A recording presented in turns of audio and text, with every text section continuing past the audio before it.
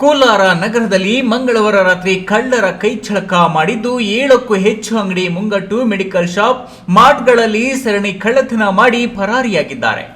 ನಗರದ ಡುಮ್ಲೇಟ್ ವೃತ್ತ, ಪಿಸಿ ಬಡಾವಣೆ, ಮುಖ್ಯ ರಸ್ತೆಯಲ್ಲಿರುವ ಅಂಗಡಿ ಮುಂಗಟ್ಟುಗಳಲ್ಲಿ ಶಟರ್ ಮುರಿದು ಸರಣಿ ಕಳವು ಮಾಡಲಾಗಿದೆ.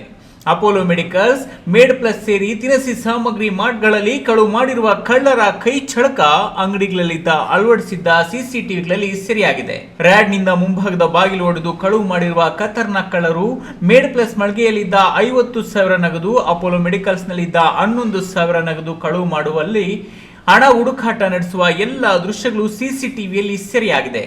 ದಿನಸಿ ಮಾರ್ಟ್ನ ಕ್ಯಾಶ್ ಬಾಕ್ಸ್ನಲ್ಲಿದ್ದ ಸಾವಿರಾರು ರೂಪಾಯಿ ಹಣ ಕಳವು ಮಾಡಿ ಪರಾರಿಯಾಗಿರುವ ಆರೋಪಿಗಳು ಬಳಿಕ ಡುಮ್ಲೇಟ್ ವೃತ್ತ, ಪಿಸಿ ಬಡಾವಣೆ, ಮುಖ್ಯ ರಸ್ತೆಯ ಒಟ್ಟು 7 ಮಳಿಗೆಗಳಲ್ಲಿ ಕಳ್ಳರ ಕೈಚಳಕ ತೋರಿಸಿದ್ದಾರೆ.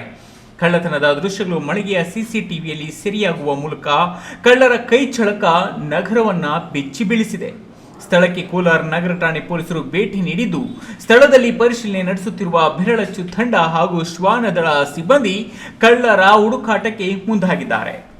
ಕೋಲಾರ ನಗರ ಠಾಣಾ ವ್ಯಾಪ್ತಿಯಲ್ಲಿ ಪ್ರಕರಣ ದಾಖಲಾಗಿದ್ದು, ಆರೋಪಿಗಳನ್ನ ಆದಷ್ಟು ಬೇಗ ಪತ್ತೆ ಹಚ್ಚುವ ಮೂಲಕ ಕೋಲಾರ ನಗರ ಜನರ ಆತಂಕವನ್ನ ದೂರ ಮಾಡಬೇಕು ಎಂದು ಸ್ಥಳೀಯರು ಒತ್ತಾಯ ಮಾಡಿದ್ದಾರೆ.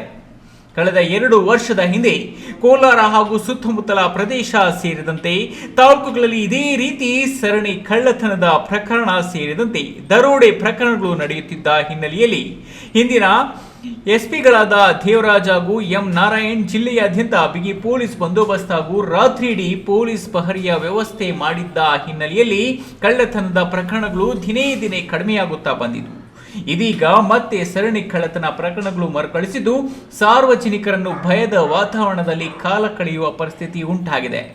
Satish, news TV, Kolar.